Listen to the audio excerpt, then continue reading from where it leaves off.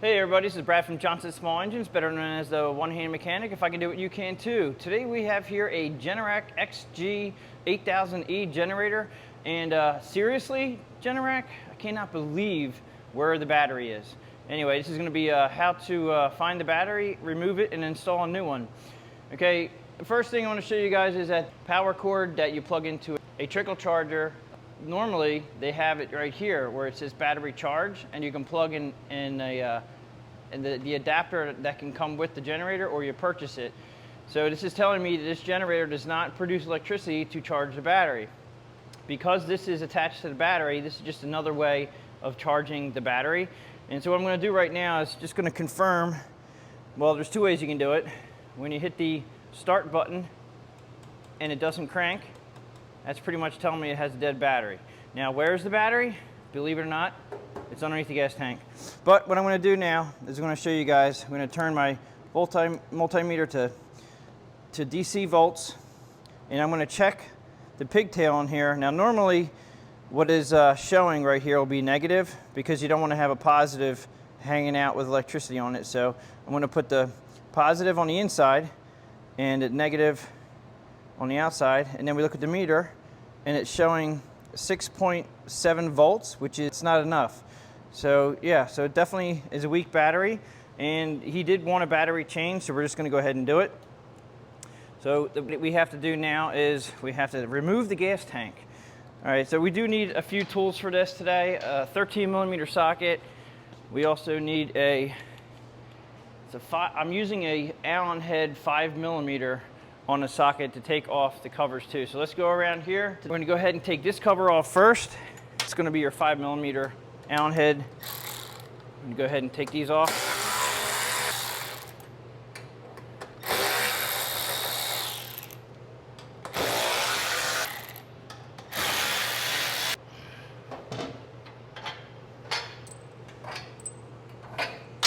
Now this should just pull off like so. All right, the gas tank must come back out because the battery is back up in here. So what we have to do is we have to get this tube off here, and you got to be careful you don't break this. These can get a little dry rotted. So I'm just going to go ahead and push that off with my clip tool. Works great on a lot of different things. And then I'm going to go ahead and pull this through here.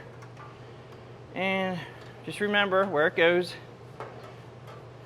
Pull it through here. Gas tank now must be separated from the top. And we have 4 bolts. These are 13mm socket.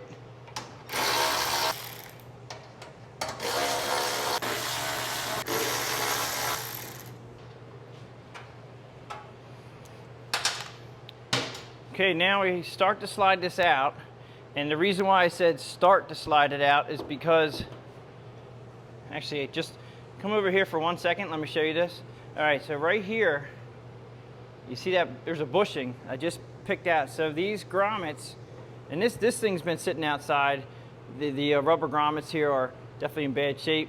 But as you can see, it's very important to have those collars in the grommets like that. That keeps the grommets from getting crushed. All right, so let's go ahead and keep pulling this out. Now you have to be careful, there's a fuel line connected to this. So let's go around to the fuel line. Underneath here, okay, you have the fuel line, which is connected right up under here. And it goes around here to the front, which is actually connected, to this right here. And when you have this in the off position, you can see right here, there's a little nook, a little opening there. Okay, so what we're going to do is we're going to push this out. Okay, now let's go back under here. Okay, so under here, this is a very poor design in my eyes, but this is plastic, and it comes through here like that, and it's supposed to clip in. Now, I can tell you right now, this was not clipped in very well, but we just have to deal with it. So you got to make sure that it's out so we can pull the gas tank out even more now. So we're going to pull the gas tank out some more. Okay, so from above, we can see where the fuel line is. right here. Now they give you a ton of extra fuel line because they know you need to pull the gas tank out. So over here, we have the battery.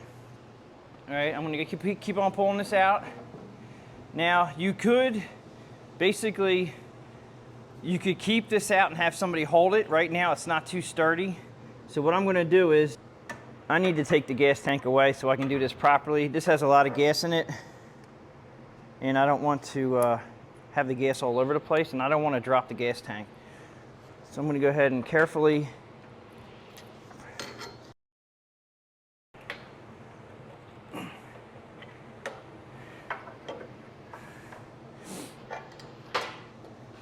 okay, now I have this off to the side here, and I'm going to take the gas tank out.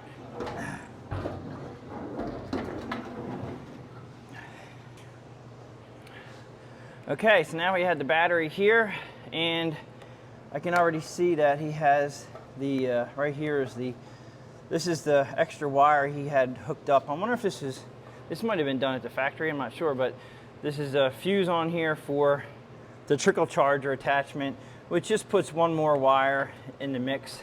You're gonna need an 8mm socket to take out this bolt, and there's one underneath. This one under here, it's gonna be a little tricky to see. I'm just gonna go by feel.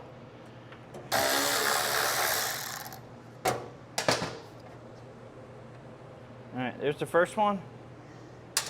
Now, I'm gonna go ahead and separate these. It looks like they got a locking nut on here, but it's 8mm socket and wrench to get them off.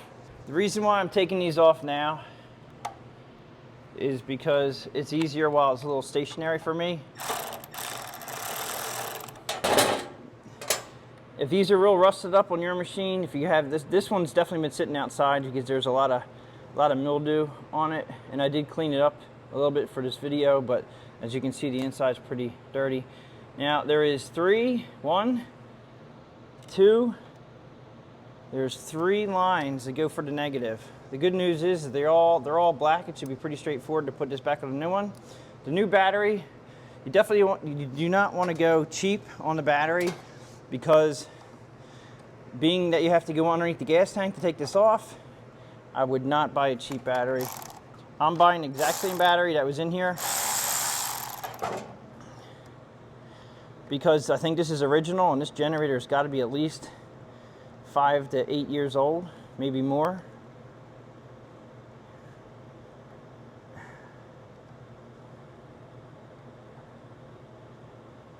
Trying not to lose any of this stuff, and you have to be careful. Okay, again, there's 3 wires for the positive.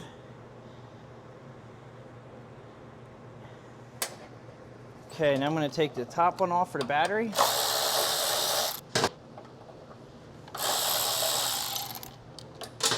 Oop, I just dropped it. All right, that just comes out. Let's go over to the bench. All right, have the new battery, and as you can see, this is identical. This is our new battery.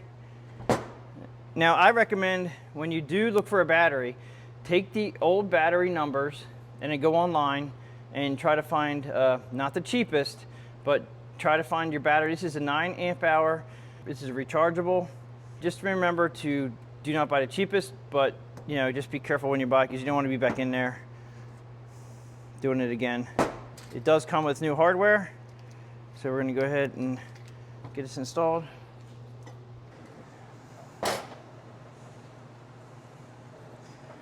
All right, now that sits perfectly in there. If your terminals at all if they're dirty, make sure you use a little bit of sandpaper. These are very clean. All right, just scuff them up with a little bit of sandpaper. Bracket here. I'm gonna get that started. All right, now a little trick. Normally, your bolt's not gonna sit in your socket without falling off, and we have to go underneath the battery. So if you put a little piece of paper towel around the head of the bolt and then stick it inside the socket. Now, if we turn it upside down, it won't fall out. This will give you a straight shot underneath. and you won't lose your bolt. And then once your bolt is lined up and it's got a couple threads in there, then you can take the paper off and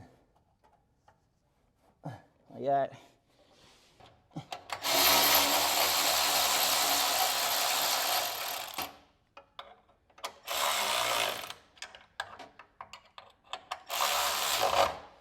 And you just want to make sure that it's very snug. I wouldn't say go crazy tightening it, but you don't want it to vibrate around. And that is very tight right there. Now, I'm going to go ahead and put the positive on first. And we do have new hardware here. We're going to use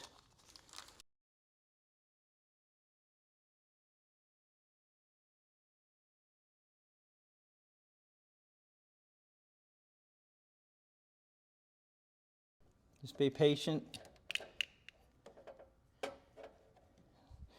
Go ahead and now you do have to put this over right here, so you just have to keep in mind that where this extra terminal here was for the trickle charger, and technically somebody must have put that in aftermarket because this cap will not fit over this with this in here, and you can't stick this through this cap because of how small it is. So we're just going to put it back the way it was.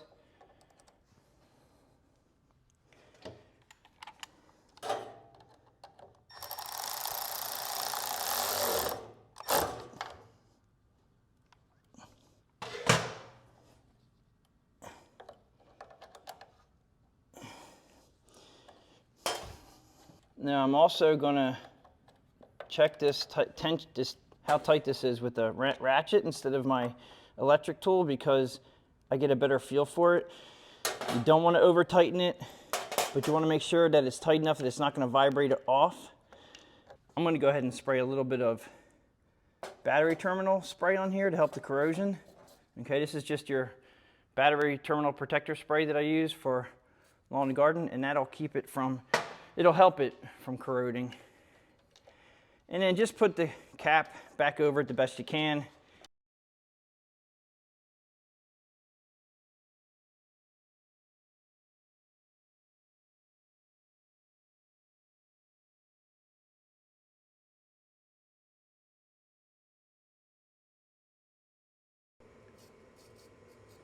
Okay, so now we have it bolted up.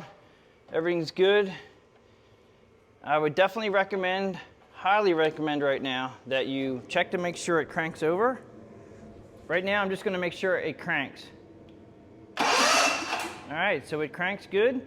Make sure you, now I also, the switches, I don't know if you leave it in the on position, it'll drain the battery, but I would just remember, always have it in the off position when you're not running the machine, just in case. It's real easy to hit the crank button and leave it like that.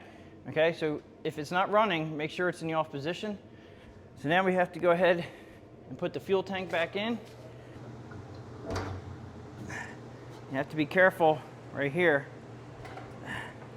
Be careful you don't pinch that up. Now, these fuel lines may look bad, but they're very pliable. They are not cracked, and it's just because they have a lot of mildew on them.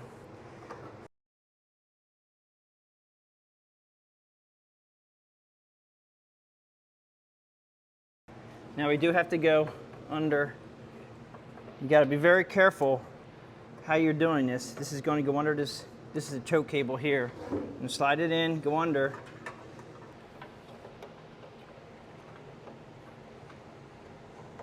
Like that.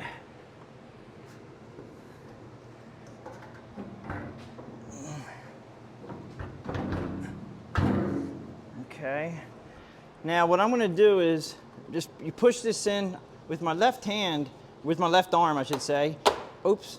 Wow. All right. Gotta be careful. I'm pushing this, holding this in because this actually popped out right here, as you can see.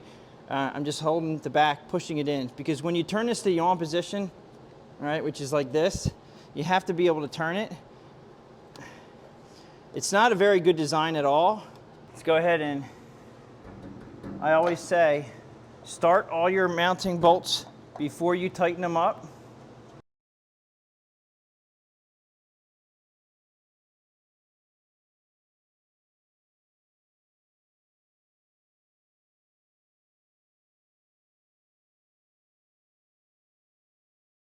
Don't forget our evap line goes up here like this. And basically this has to stay away from the muffler, which is this. I'm going to come up through here, and plug it in here. All right. All right, I like that. Just gotta make sure it's away from the heat. This guy here. Now, as you can see from the dirt right here, this lip has dirt on it. It goes under the gas tank. So when you're putting this back together again, it just goes underneath there. And again, this is a 5mm Allen head.